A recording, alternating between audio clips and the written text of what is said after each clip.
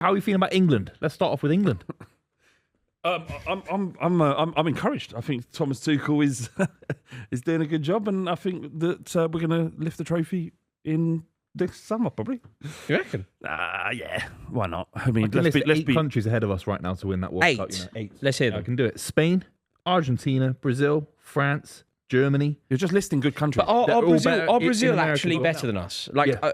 I To saw- win in America. I in appreciate. America. I appreciate Brazil are always more likely to win than England just because of the history. The Dutch- Brazil whatever. side's not that good. But no, I saw the Brazil team on it was surprisingly bad. Last We've got a season, better team. Of course we do. But we're not going to win in America. And then you got Uruguay as well. we are going to win in America. I don't think you can throw Uruguay in there, can you? And the Dutch. We're more likely And than the Croatia. Dutch. Okay, They're in now there. you're going mad. I'm not. Mate, we're more likely to win it than the Dutch. That's just how I see it with Timmy we Tommy beat the Tuchel. Dutch in Dortmund. In the Yeah, last tournament. that's just how I see it at the moment. Can I ask why it sounds like, Buvey, you're not sold on Thomas Tuchel? Why?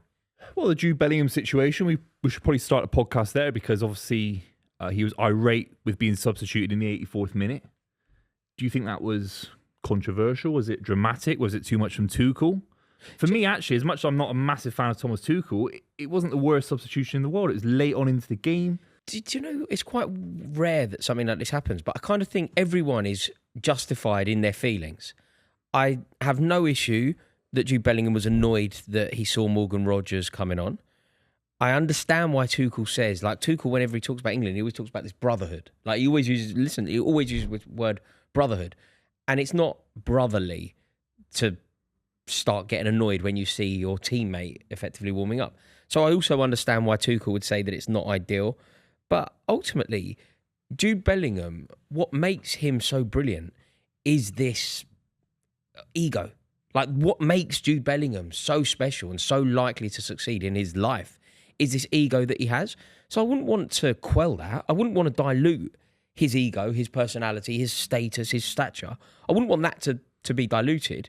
But I also see it from Tuchel's point of view as to why he'd be a little bit put out. I think he's more than put out. I think he thinks he's a knob. I don't think he's having Bellingham at all. No, I think he genuinely thinks he's a dickhead. No, he doesn't have Bellingham at all, which is problematic. But isn't it weird what Tuchel was talking about, what his mum said about Yeah, Bellingham? repulsive. Yeah, that was a strange thing to come out. And it must be, it's not like he made it up. So to use that to talk about Bellingham in the way that he did, the best thing for England here is a Jude Bellingham that wants to play for the country and is pulling in the same direction. This isn't necessarily the way that I see the situation, but what do you three think of this situation, this theory? England, for so many years, have picked players and picked a team based on reputation rather than form, based on reputation rather than team harmony. We would always pick the big names, the big players, almost regardless of balance. Now what we have is we have a manager that seems to be ignoring the reputation and the trophy cabinet and prioritising players such as Morgan Rogers, who are insignificant in the reputation compared to the man that's being dropped. You've got Elliot Anderson, who now looks like not quite first name on the team sheet, but certainly on the team sheet. Yeah, but Jared Bowen's playing, Dan Burns playing out of necessity because there's injuries and rotation. These guys aren't having great seasons, so he's picking and choosing. Let's be completely real about it. Like he's picking and choosing when it's form or when it's reputation. Elliot Anderson's a great example, but No, but that's what he should be doing. Yeah, of course. That's the argument. Yeah. But just for the record here, I think it's absolutely nonsense to not have Jude Bellingham in a starting lineup. Yeah, of course. But it's almost irrelevant what I think. But Morgan let's Rogers isn't having a better season anyway. Jude Bellingham's playing a lot of football matches for the biggest club in the world. Is there an argument, though, that in terms of his all-round game, because we know that Jude Bellingham can produce moments, but is there an argument, I'm not saying he's a bad player before people take it that way, but is there an argument that Jude Bellingham doesn't quite give you enough in terms of his all-round game to the point where, at the very least, Thomas Tuchel looks at him and goes, this guy's not indispensable. No, I think that's he's exactly a good what it player, is. He's important. He can produce moments, but he's not someone that if we don't have, we stand no chance. I don't think Tuchel wants a moments player. I think what he wants is a real team unit. I don't think it's like the reason that you pick Jude Bellingham, and I would pick Jude Bellingham, is because he will get you out of jail. Jude Bellingham will win you the cup. Well, that's what we're going to need. We're not better than that, are we? I think Unfortunately. that the be. argument from Tuchel would be that we're not going to need that because we're not going to be in a situation. some sort of system. You can't win the World Cup waiting for moments or waiting for your best player to do something. I think we have probably done I'd that. argue that that's how you win the World Cup. But you need a system that supports that or creates opportunities for that best player to do It that. should be your plan B, not your plan Yeah, A. no.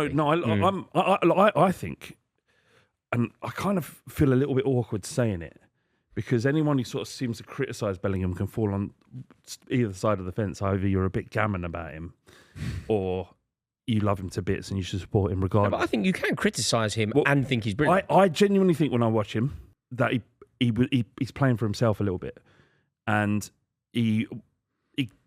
his brilliance almost gets in the way of the system. But so what if he's So playing for himself? The the end goal World is the same Cup, thing. If everyone's fit, does he start for you? He does because he's so good. But He's so good. But that's the argument. But So I Thomas think Tuchel's doing all these kind of theatrics around Jude but I think Bellingham. Thomas He'll Tuchel- start him in the first game. He won't. So he will. I don't think he will. 100% I think he'll start. I don't think When push comes to shove, it'll be opening game against Serbia in the group, whatever. He starts the first Do you game. know if what? everyone's fit. I Of course, think he it's does. gonna be I think he Rodgers. should start. I don't think he's going to start. I think it's going to be a really obscure England team. I think it's going to be Elliot Anderson, Declan Rice. Elliot Anderson, Declan Rice, Morgan Rogers. Well, that's embarrassing, just Rory. say- That's embarrassing. Well, not if they win. Because he's It nowhere doesn't near matter. Jude Bellingham's level, and But he's a jack of all trades If as well it's as Jude successful- Bellingham. If it's successful, He's it a doesn't matter. diet Jude Bellingham. No, but Morgan Jude Rogers, very similar player. He's a very good player, Rogers. He's not He's nowhere near world class. He's had a But- poor season with Villa as well. But mate, would you not argue that this is a way that it could fall? You're not going to need to be Jude Bellingham level, which is like one of the best footballers in the world, to win a World Cup. It's about team harmony. It's about Morgan Rogers will be better than 90% of players going to the World Cup. He will until be we be- meet Germany in the semi-final, Yeah, we get until- schooled. until And then so- Jude Bellingham has to start his games because of his experience in winning a Champions League. Morgan Rogers is nowhere near the experience of The Jude. problem is for me is that we look at this through a club prism, right? Because we watch so much club football. We look at it and we say, what's Jude Bellingham going to offer tactically? What's Jude Bellingham going to offer in terms of attitude, mentality, etc., etc.? I think international football is different. And I think if you're a manager that does not have time on the training pitch to implement these complex tactical ideas, you need the behaviours to be 100%. You need the spirit to be 100%.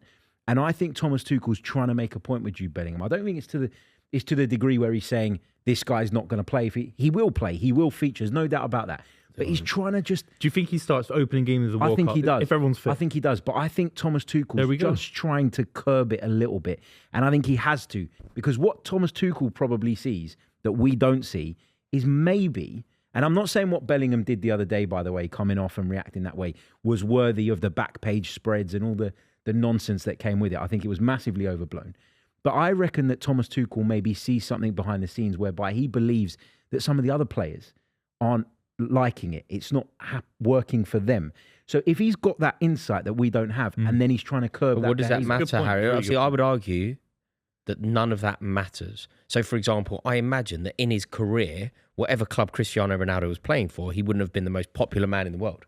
He wouldn't have been particularly But Cristiano liked. Ronaldo was so good that you'd live with it. Is Jude Bellingham that good? But He's you're right if you're talking about a certain manager. Like Southgate, for example, was a very likeable manager. England fans loved him for obvious reasons. Thomas Tuchel's had this reputation with PSG, putting his arm around players, trying to kind of manipulate them. Kylian Mbappe didn't like it very much. He hasn't got a great stellar reputation. He falls out with clubs. He fell out with Chelsea, fell out with PSG. But he's only here to fell out win with win a Dortmund. competition. Like, who is this guy that we're It kind of... doesn't matter. Why are we all kneeling towards what Thomas litmus Tuchel test offers as England manager? The litmus he's test better thus than far. any English coach out there. That's And, why and he's also the litmus test thus far is what can he do in the qualifying. Now, winning every game in the qualifying is more or less what England should be doing. I get it, but we've been so composed and organised, and at times lethal, that you can't deny that we should be optimistic going into the World Cup. And he's not there to harmonise the squad. He's there to get the best group of players playing in a system, his system, regardless of their reputation, in order to give us the best chance of winning the World Cup. I couldn't give a shit if Bellingham doesn't start a game. It doesn't matter if we're winning. Where the problem is if he doesn't We start can in win the qualifying. World Cup without Bellingham. Well, this is the problem. I'm inclined to say that we can't. And just pretend that I'm right. I'm possibly wrong. I'm almost usually always am. So Buvey says that, yeah, fine, Rory, you're correct. Morgan Rogers can get us so far, but ultimately you're going to come up against Germany, you're going to come up against Argentina, you're going to come up against Spain, and Jude Bellingham's going to have to start. If Buvey's theory is correct, then we are making a real big mistake not starting him now. Because I think Thomas Tuchel was only ever going to get 7 England camps in his entire England. He did start him in the last game, but taking him off, if he thinks that's going to make him irate, then we've got an England manager who's actively worsening and weakening an asset to England. Jude Bellingham's career already, for me, has surpassed Frank Lampard, Steven Gerrard, Michael Carrick. It goes on and on with that goal against Slovakia. And Thomas Tuchel's come in and put his ego, his CV, ahead of Jude Bellingham, who's an asset to England for the next 10 years. Why It's is absurd. taking someone off on 80+ minutes weakening the asset? That's what I don't And other get. treatment. It's And other other- treatment. Unless the yeah, asset it's- can be it's- weakened. Why are we? It's cumulative. It's He's right. cumulative. Why are we so scared of upsetting Jude Bellingham? England have Harry Kane, have Bukayo Saka, have Phil Foden. My point is not that Jude Bellingham's a bad player, but it's that Jude Bellingham is not so good. He's not so important that you can risk the harmony within the camp being damaged by some of his antics. And I would just imagine, because Thomas Tuchel is a good enough coach for me to give him the benefit of the doubt based on his history, that he sees something that we don't. And that substitution the other day was probably nothing to do with all of that, by the way. It was probably just, it's 80+ minutes. I agree with you on Get that. him off the pitch. But this is a collective review of his treatment. That he's done 2 or 3 things that are kind of Well, he inflammatory. left him out of the previous squad. Yeah, he's inflammatory. That's unnecessary. Leaving him out of the squad. He's England's best player. Also, the justification was that he was injured, and he was like, "Well, you've picked Ruben Loftus-Cheek, who was also injured. Is it not about like, That's where Tuchel's let him And the structure of the manager is an issue because he's a short-term manager. He's not a long-term manager for England, so he's just putting himself ahead of what's right for England right now. This is a great opportunity to win the World Cup now. I don't think Bellingham is our best player, and I definitely think he believes he is. And Thomas Tuchel cannot be in a world where he has to be worried about the antics of a player because he's substituting him. He's on close 84 to It's being the interesting what you say, Dodo, and it's actually quite important. You're possibly correct that Jude Bellingham isn't our best player. You're probably correct, in fact. I would agree with you, he isn't. But I'll tell you what he is the best for. All of the stuff that he brings, that winning mentality. Basically, every metric where England falls short on a regular basis, every metric, and it's a very English quality. Harry Kane is probably England's best player, in my opinion. But Harry Kane actually has this. The metrics where we fall down, Jude Bellingham doesn't have. Jude Bellingham is a counterweight to all of our natural inhibitions. He as a nation, I feel like we sneer at arrogance. He gets over the line. He's a winner. He's just a winner. He's arrogant, yeah, fine. He's got an ego, yeah, fine. But that arrogance and ego is something that England don't have enough of. And it's the kind of arrogance that gets you to silverware. So trying to dilute those areas of his game, it's actually the most important thing that we have. Like, we're a team of nice guys, and that's why Southgate didn't get over the line. Bukayo Saka's a lovely fellow, but as of yet hasn't got over the line. Morgan Harry Rogers Kane is is a nice guy. genius. Morgan Rogers Harry is a nice Kane is guy. a genius, but hasn't yet got over the line in the true sense of the term. There are countless players that are English and glorious footballers and will have great careers, no doubt. But Jude Bellingham is something else. He's our X factor, and his ego is his kryptonite. So just enjoy that and allow it to grow. And That's fair and that's valid, right? But if you're trying to put, like, if you walk into, let's say, the Portuguese changing room, okay, and you got Cristiano Ronaldo being Cristiano Ronaldo, and you got Bruno Fernandes, there's a bit of ego there. It's kind of a common thing within the camp. If you drop Jude Bellingham into a camp that has none of that, as you've described, then that is an outlier, and it could be problematic. I'm not saying that you should not allow Jude Bellingham to express himself. Personally, I think where Thomas Tuchel went wrong the other day was that when he was asked about Jude Bellingham's reaction after the game, he could have just shut it down. He could have said he didn't see it. He could have said, I didn't see it. He could have done an Arsene Wenger. Yeah. He could have done the old, I don't expect my players to be happy when they're taken off. He could have done anything, but he fueled it. He lit the fuse. He's inflammatory Right? for no reason. Yeah, What's the that's point, true. Harry? That's So, right. see, this Why? is the thing. I can't believe that it's for no reason. Do you see what I mean? We haven't got any But evidence there's no to suggest justification there for is. Thomas but- Tuchel coming in so recently as a manager. He's not Sir Bobby Robson. Can I put This a theory, guy's done can I nothing put a for theory England. forward? You say for no reason. What about the motivation is, I don't want Bellingham in my team. I find Bellingham a distraction. I think that if we go to a tournament, what about I go extreme with it? I go a bit conspiracy theory, right? Taking Jude Bellingham to a tournament but not playing him is a recipe for absolute disaster, right? Yeah. So Morgan Rogers, as a shot from 30 yards, it goes over the bar. Camera pans to Jude Bellingham on a bench like that, right? You can't take Bellingham and not play him. Yeah. If Tuchel doesn't want to play him, is this laying the groundwork to not take him to a World Cup? If he doesn't go to the World Cup, I'm not watching the tournament. This guy is potentially Even if you inflammatory don't to one of watch it, England's though, it great could assets. But he's being deliberately inflammatory and trying to risk the asset of England. This guy could help England win multiple tournaments. The next tournament's in the UK and Ireland. The Euros. Jude Bellingham, if he's out of the picture, if he's being vilified by the media, this is David Beckham 2.0, isn't it? All over again. And Thomas Tuchel's fueling the fire. I think he is fueling the fire. He's not managing it in a way that calms things down, for sure. There may be an ulterior motive, as Rory's just said, in terms of like, I don't want to play this guy. I don't, as good as he is, his attitude doesn't work for what I want, which is also fair. But if that is the case, that conspiracy theory that you've just come up with, Rory, then he should cut him loose as soon as possible. Because, like you say, taking him to the World Cup and not playing him. if he's you're not playing him, like at the World Cup, he's got to be cut loose. The cameras and the drama. I agree with you. Is a big thing. It would be a horrible thing. It's still more important to have Jude Bellingham on the bench with cameras focusing on him. And you can't take a player of that quality. What other country would think like this? By the way, Germany would not think like this. Hoddle didn't Italy take wouldn't. Gaza. Well, that was a mistake back then. No, I agree. But I'm just using it as an example. But we're the only country so soft. You play all your winners. Italy had all these big egos, big characters. Brazil, similarly. You need your big egos to win tournaments. Yeah, but that's absurd. But then the way that the media's making it out is probably making it into a bigger deal than it actually is. And we're falling into that trap by saying that Thomas Tuchel's potentially sabotaging England by doing this and that. I don't think that's the case. What if the next international break, the last one before the World Cup, the last England camp, Jude Bellingham goes, do you know what? I don't need all this unnecessary nonsense. I'm going to go there and I'm going to focus on my football and I'm going to be more mindful of my body language and I'm going to be more mindful of how it comes across. And that's going to put, and then I can focus on my game, and everybody's happy. You shouldn't have to do it, but maybe you shouldn't that's have the to best do it. But that's the world we live in. We're here now. We're here now. You've never had a pep talk with any of your mates. Like, we're going out tonight. All the boys don't misbehave, don't be a Rob. knob. Please, Roy. Please don't be a knob. Fucking look, I've still got a black eye because of you giving it the big one last week. Yeah, how hard is it for you just not to chip? Mate, that's that third pint. It's that window. It's that window between we've all third had that and pep seventh. talk. We've all had that pep talk. He should go to the World Cup. He should play. He is good enough to play. England are a better team with him. But I can't get my head away from the fact that there must be something Thomas Tuchel really doesn't like for him to be doing. I agree. Yeah. Just before we move on, I just need to say this. There seems to be this thing, and Harry, you touched on it there, and you've suggested that we've conformed to it as well. You know, this whole the media Bellingham.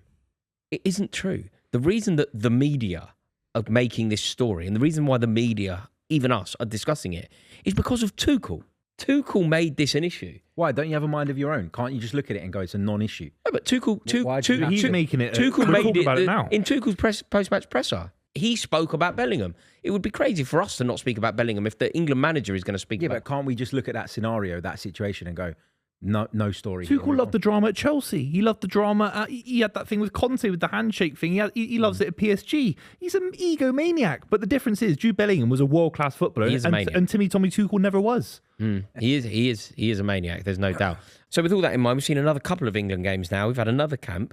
We on this show have already put together our 11, and we've also tried to predict Tuchel's. It'd be very interesting to get your thoughts, Flav, and your thoughts, Harry, on the team that we've put together.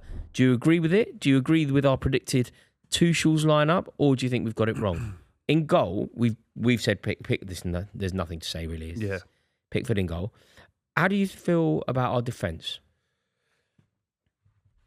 I like it. I think depending on the opposition, you want to change or intermingle Spence and Lewis Kelly. I know Lewis Kelly's barely played this season, but I think he's an elite left back and offers something different to Spence. Spence has a propensity to lean on his right foot, even though he's very good defensively as a left back. Against a tricky winger who's going to try and stand up your defender, Spence is impeccable at that. But there's a little bit of an issue of balance for me if you're starting a World Cup there. So you're saying Skelly left back. So let's say it's because the group stages are long, they're arduous. Let's just say we're talking Germany in a semi-final. Everyone's fit. Everyone's in good form. What's the back four? So we all agree Gahey and Stones is two centre backs. So what are your full backs? Yes, Reece James. Reece James, that's easy. Reece James, as long as he's fit, it's Reece James for me. On the left, I don't really mind if O'Reilly plays. I rate him highly. I think he's a fantastic player. I think Lewis Skelly has to be in the squad. I can't believe that he's not in. I don't care how many minutes he plays for Arsenal over the course of the season. He will play enough minutes to justify. Do you think he will? Because I'm seeing links to West Ham, seeing links to a loan move. No, he'll play. I mean, he's played all though, is he? He's played in the Champions League games, minutes with the exception of one. Yeah. He's going to play over the course of this week with Calafiori not being 100% fit. Arsenal play Tottenham, Bayern Munich, and Chelsea in the space of a week. Believe me, Miles Lewis-Skelly will play. Can I ask, He will can I have ask you a enough minutes. question? This isn't even exclusive to Miles Lewis-Skelly, but let's just use him as a case study. Are you a better player and therefore should be selected for England? Are you a better player if you're on Arsenal's bench? So Arsenal are the best team in the country currently, according to the Premier League table. They're also the most miserly defence. Sitting on Arsenal's bench as a defender probably makes you better than a starter for Newcastle. It's harder to be on Arsenal's bench than it is to I be see on... what you're You've talking about Dan Burn, but Livramento is a better footballer than Skelly as a fullback. Do you think? I'd say, yeah. But do you know- he's a right back versus a left back. What we're actually talking about is Nico Riley. That's what's pushing Skelly's conversation into the realms of not even going to the World Cup. Because Nico Riley's better than Skelly at every aspect of the game. But in my that's opinion. fine. That's fine. Like, he plays every minute. If people say, if you want to make the argument with me and say O'Reilly should play ahead of Lewis-Skelly, I don't have a problem with that.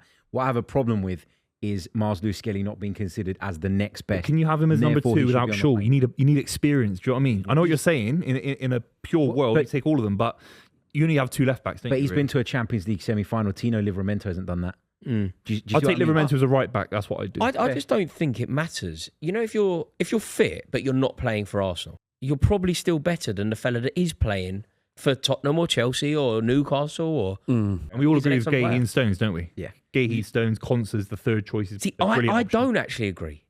I think that Konsa now starts. He just picks him all the time. over Gahey. Over Stones.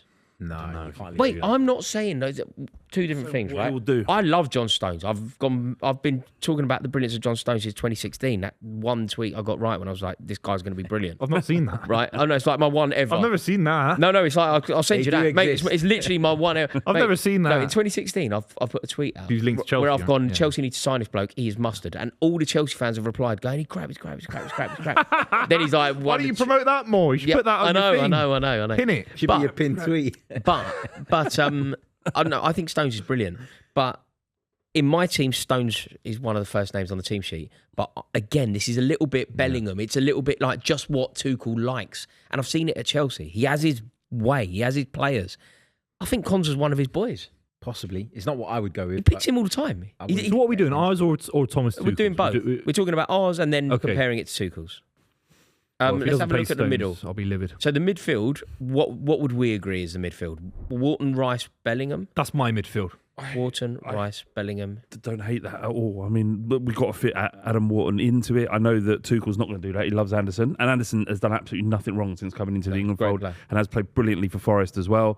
They're talking about 100 million. I was about to say that, but 100 million. 100 million pounds. I can't. Every time you see him play well, I just think of Newcastle. Yeah. Like, imagine him in that Newcastle team. Well, that's the beauty of PSR and, No, that and how they've. yeah.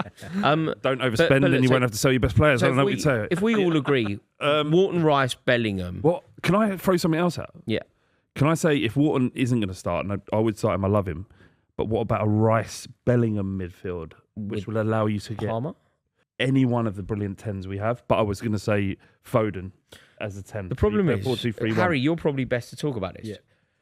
Is it foolish of us to redefine Rice as the 6 rather than allowing him to continue his brilliant form as an 8? I think if you look at Rice's Arsenal career, I think it gives you the answer to this question. I think when he first came in, the idea was 6. You're going to be the 6. You're going to sit at the base. You're going to dictate things. And over time, I think Mikel Arteta realised that for all his brilliance, he is not a ball progressor from a deep area. He's a carrier. That's what Rice does. He gallops into space. He commits people that way. And there was a point where, after he arrived and Thomas Partey was unavailable at a given time, where Mikel Arteta went, this is not working. I'm going to put Jorginho in there. And what I'm going to do is I'm going to say to Declan Rice, yes, you've got that license to get forward, but you need to protect Jorginho a little bit as well. You need to use your athleticism, which for me is Rice's biggest strength. So I don't think that Rice should be a 6. I think England will have the same problems that they had at the Euros, where they can't move the ball through the lines early and quick enough, and that makes them slow and arduous, and they'll struggle to break people. And we've got Adam Who would Wharton. Arteta pick then? If Arteta was the England manager, Rice, by the way, Yeah. one of the best assets England. We talk about Jude 100%. Bellingham It's and not to Kane. downplay him. He's And, What an asset. we've got an answer for Who 6 would as Arteta well. play behind him? If it was Zubimendi, for example, but it's not Zubimendi, is it Wharton? Is it Rice? Who is it? Arteta would play. Wharton or Anderson? Who is it? Arteta would play Wharton. Yeah. Arteta would play Wharton, That says it all. and Declan Rice would not play as an 8. He'd play as an 8/6. So It's just a proper midfield. he'd It's be- a box, like a double- old-fashioned box-to-box midfielder. Double Yeah. pivot out of possession. Yeah. And in possession, Rice will have that license to get a bit further forward, knowing that he's got the athleticism to get back and support defensively when he has to. Well, you're top of the Premier League. You're talking about it, and What Zubimendi's would been. Guardiola do? He played Wharton as well. Yeah. Wharton's Busquets.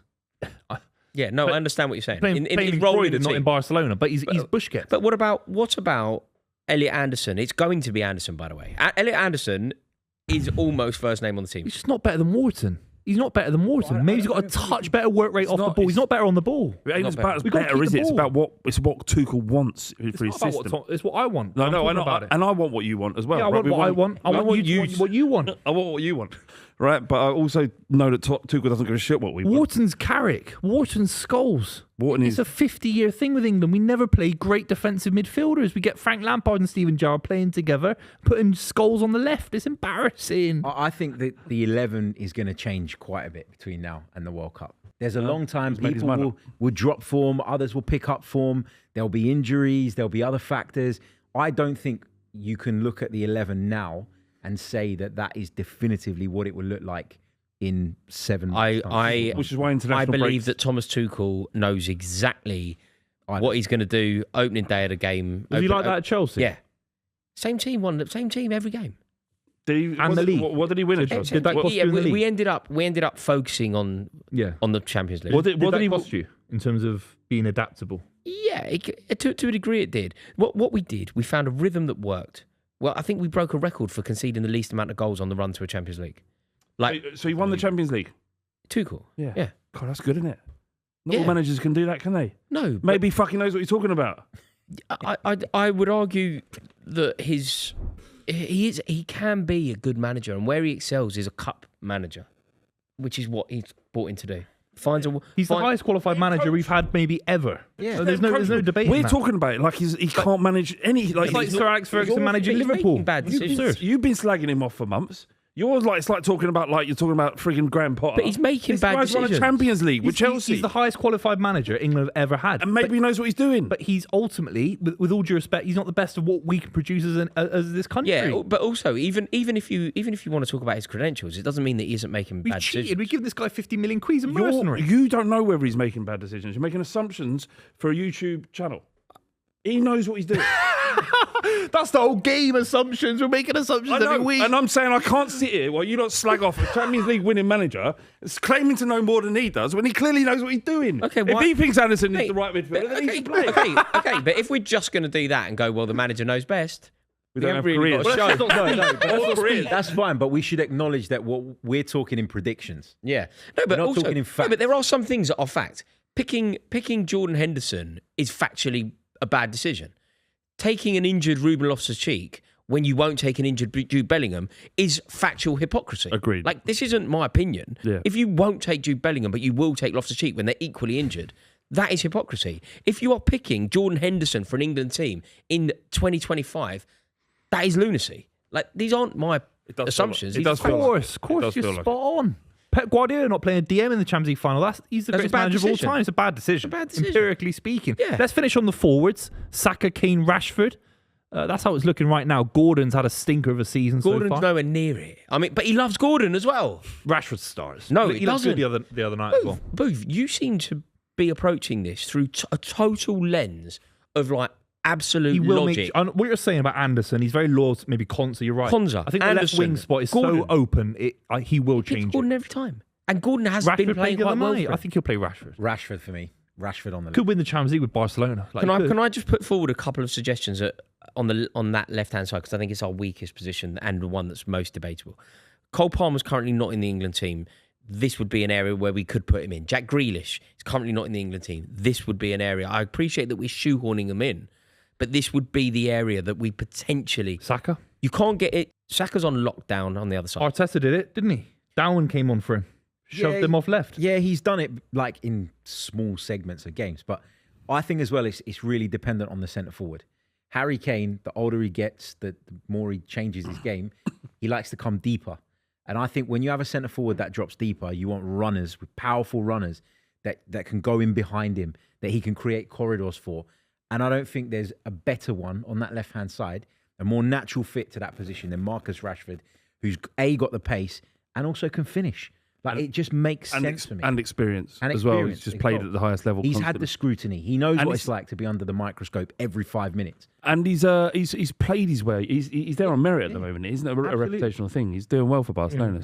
So what are we going to say then? Let's solidify our final three to lead the line for England at a World Cup. I'm going with what you boys already Kane, selected. Saka, Rashford. Rashford, yeah, 100%. Fair enough.